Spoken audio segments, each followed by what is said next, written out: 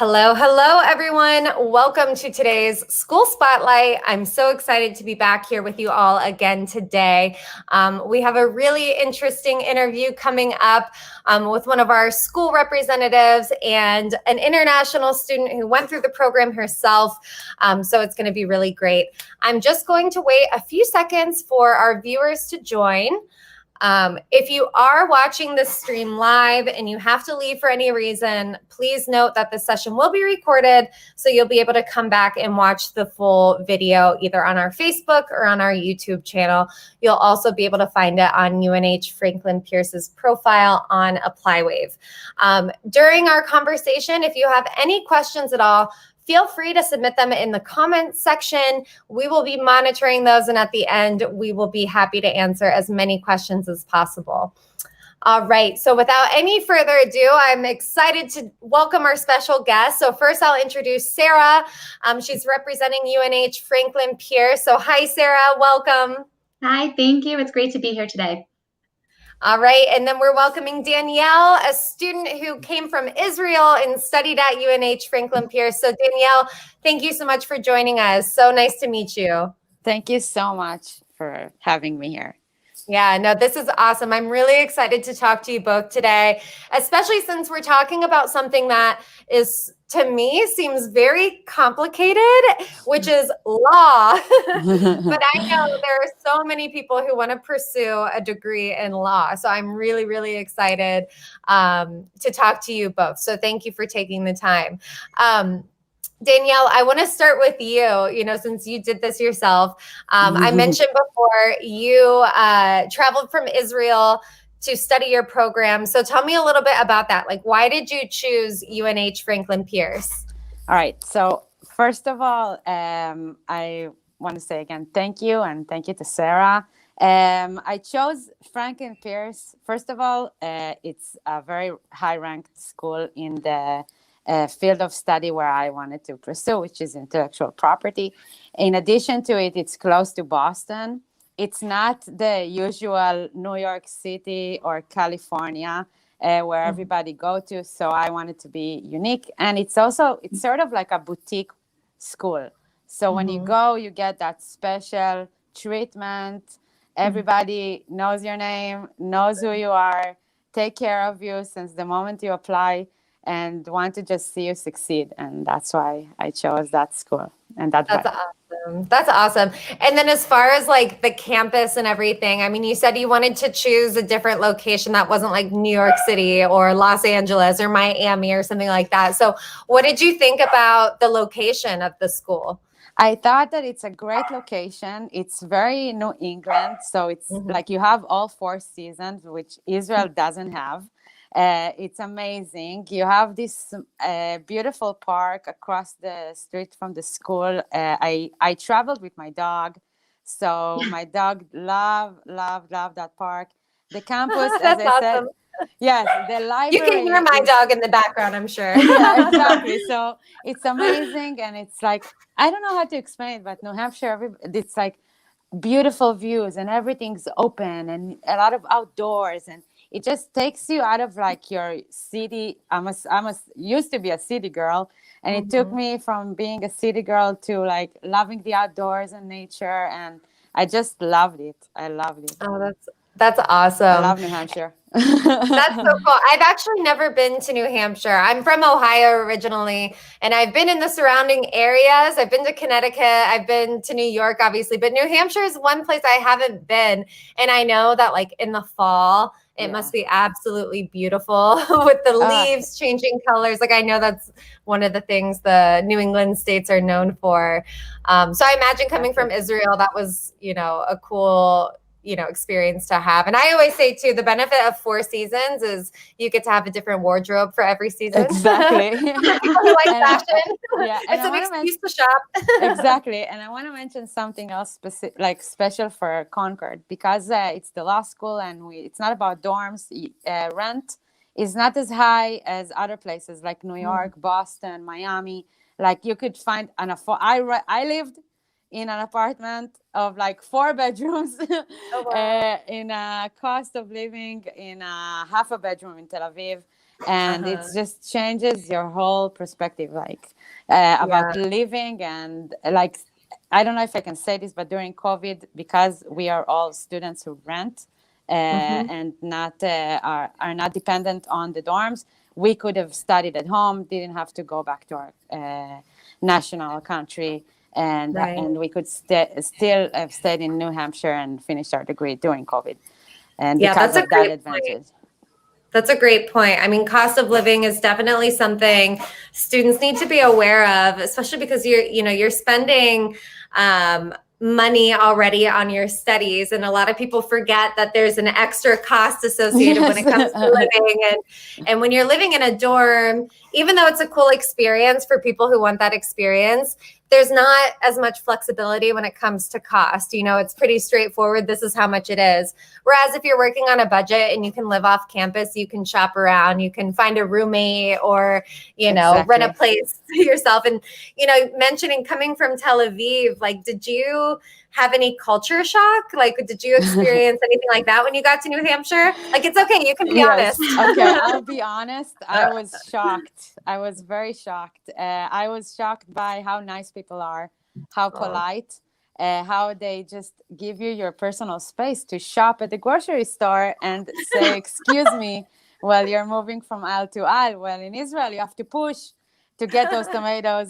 Before and it was a positive cultural shock. My family says that I'm becoming an American because I'm becoming more polite and more inclusive and more accommodating, where in Israel you have to be rude and ruthless. So I love that cultural shock, and I think also the cultural shock came from actually learning in the American university instead of in Israel, where everything is like direct. I think the system of teaching is much more holistic, and they look at you as like a person before you're a student with the grades. So I think that was a nice cultural shock as well. That's Danielle, was there anything? Go ahead, Sarah. I remember the first cold day, and it wasn't even that cold, but Danielle showed up like hat, mittens, like big coat. You were so excited. You were like ready. You had all the gear. You were ready for snow. Exactly. And it wasn't. I was probably still wearing shorts or something. That's true. That's so funny. I know. It's true though. I mean, when you're used to one temperature, one climate, when you have those temperature changes, you just feel it so much more than people who are used to having those 4 seasons. Like it is an adjustment. I mean, I grew up having 4 seasons, but now I live in Mexico where it's warm all the time. So even though, I'm used to cold, when I go home now during winter, that first time it snows, I'm like, and like when I get picked up at the airport, I'm like, bring me a winter coat, bring me a scarf. Like, I'm not made for the cold weather anymore. But you always true. That's so you true. get used to it. Yes. Oh, that's awesome. Sarah, I wanted to ask you, do you have anything you'd like to add in regards to the location or the campus of UNH Franklin Pierce? Yeah, so I think, Danielle, I think she really described it wonderfully. So we're located in Concord, New Hampshire, which is the state capital. And Concord is just this beautiful mix of, as Danielle said, you've got the outdoors. You're an hour's drive from Boston. You're less than an hour from lakes and mountains and all sorts of great outdoor activities, skiing, hiking. And then Concord itself was a lovely little city, which is this adorable, quaint Main Street that has different festivals throughout the year. They have during the holidays what they call Midnight Merriment, where the shops stay open until midnight, so you can do your holiday shopping. At Halloween, all of the shops, they do a Halloween Howl for the kids, and the shops give out candy. A multicultural festival, so it's really just a lovely community. And I think, and Danielle will probably speak to this best in terms of, I think it's easy to get connected in the community, but also Danielle was a student who really got connected right on campus too, and got really involved in a lot of the activities at the law school and student organizations. And so, as Danielle said, it's a close-knit community where everybody really does know your name. Yeah, that's amazing, and that helps so much as well when you're coming from another country, which can be intimidating. It's nice to show up to a place where people know who you are, and you don't feel totally like thrown into just this new city where you're alone. Exactly. It's good to have that little bit of like a safety net around you. Danielle, can you expand a little bit on the types of activities and organizations you were involved in while you were studying? Yes, of course. First of all, I have to say I'm thinking about Concord and I miss it. It is a great, great city. So I was a board member of I represented, me and a fellow student from India. We represented the LLM International, the LLMs. Most of the LLMs are international students. So we represented the LLM class. And I was also part of organizations that are professional, like student organizations that are specifically for, like, for example, product licensing or international rights, for example, or entertainment law. That's cool. Another awesome student organization.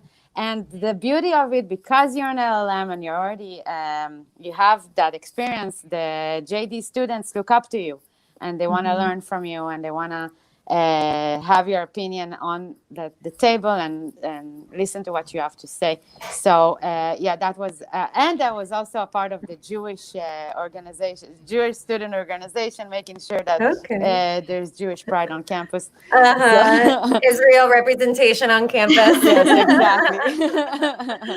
Very cool. So there's lots you can get involved in, you know, whether it be something that you have like a personal connection to, like in your case, the Jewish student community, and then also, you know, things related to your program and kind of what you want to pursue. So that's an awesome opportunity. Yes.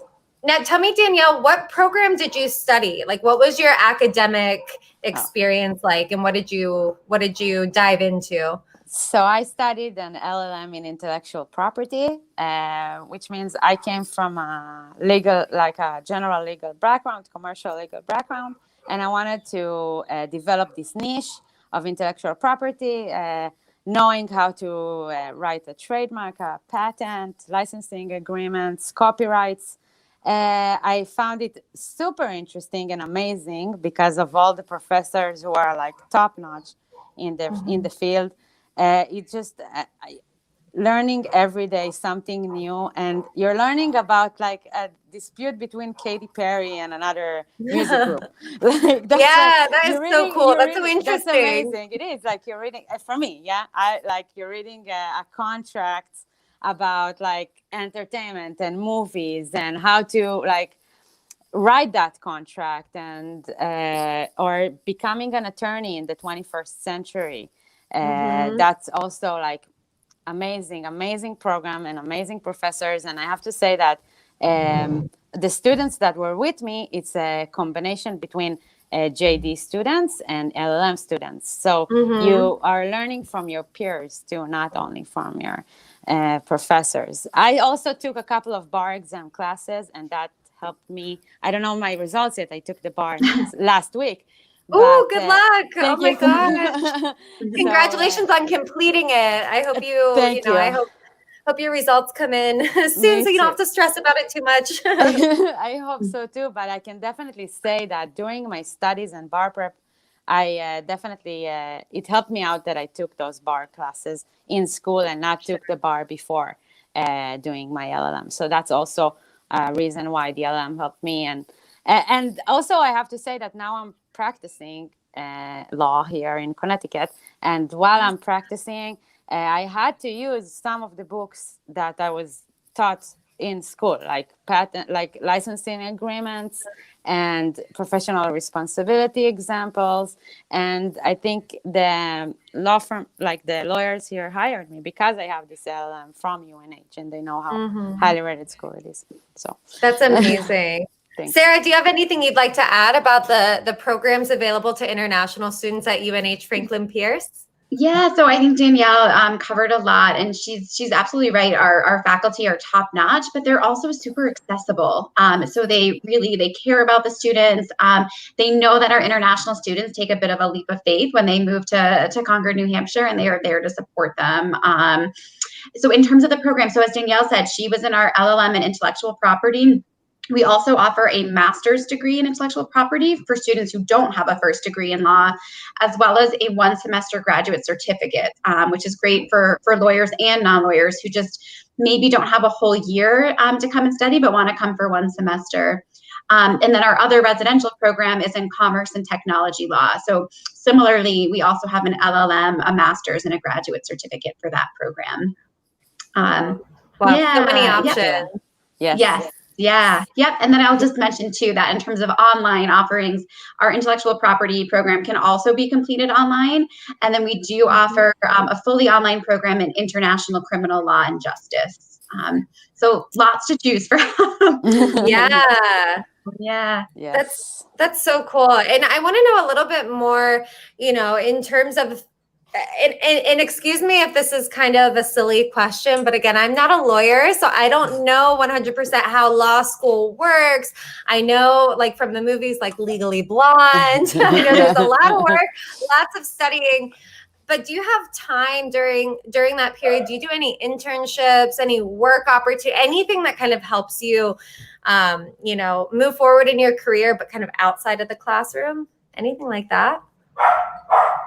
Either of you could answer. Yeah, no, and I'm happy to speak to that. So essentially, with students who are coming on that F1 student visa, our program is only 1 year, and so that visa you need to actually have a full year of school under your belt before you can work. And so Danielle and her colleagues, after finishing the program, were eligible for optional practical training for OPT. While students are in the program, we do have a couple of clinics that students can participate in. And so it sounds like, Danielle, you were reminding me that you didn't actually, but your colleagues did participate in our intellectual property and transaction clinic. And then we also have an international technology transfer institute. So those are two great options for students who are looking for some hands-on learning experience to kind of bolster their resume, get some US work experience on their resume, that they can do that for coursework while they're in the program. Okay, awesome. And Danielle, what did you do, like, after you finished your program? Kind of what was your transition after that? So, obviously, it's under the conditions of a global pandemic. Of course. So it was a very hard adjustment, actually accepting that this is the job market.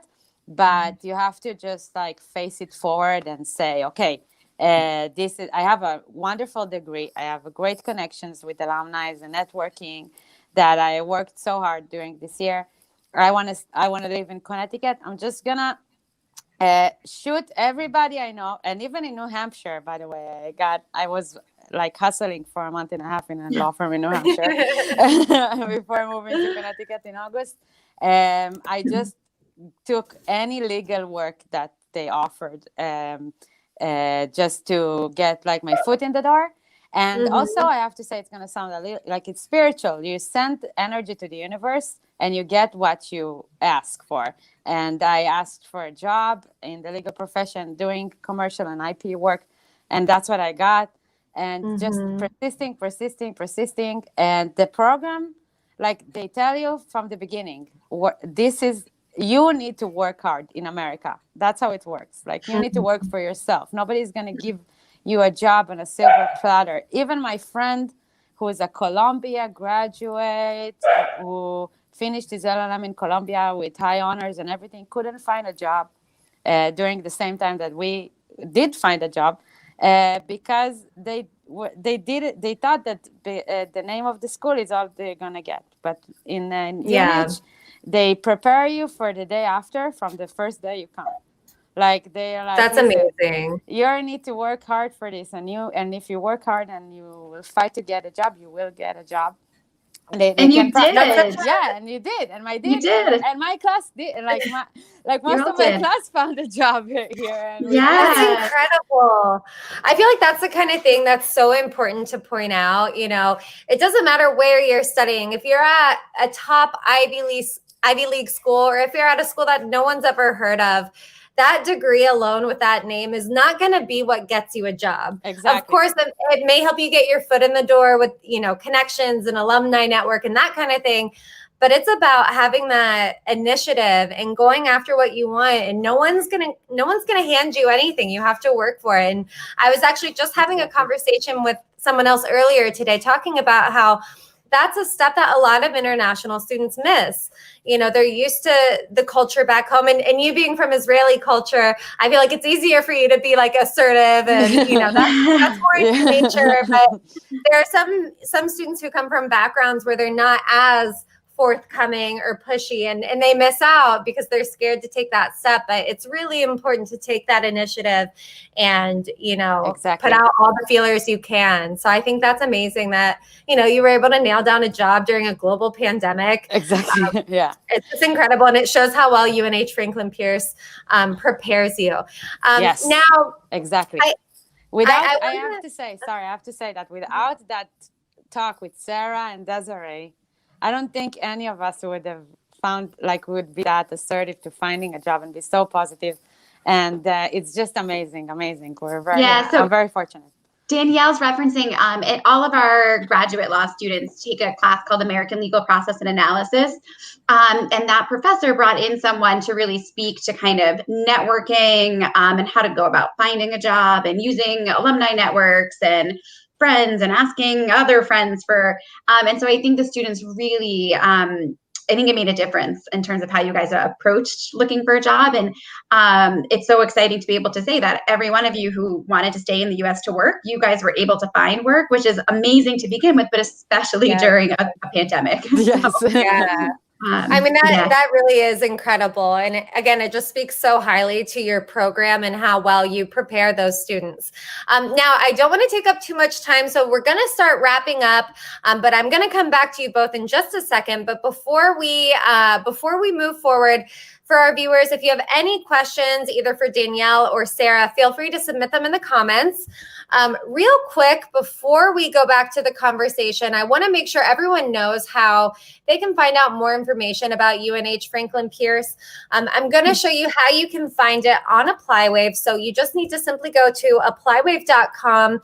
If you don't have an account already, you can set one up in a few simple steps. It's completely free, no fees there. So either sign up or log into your account. UNH Franklin Pierce is under the master's degree section. We're going to type out the full name. And here we can select it right here.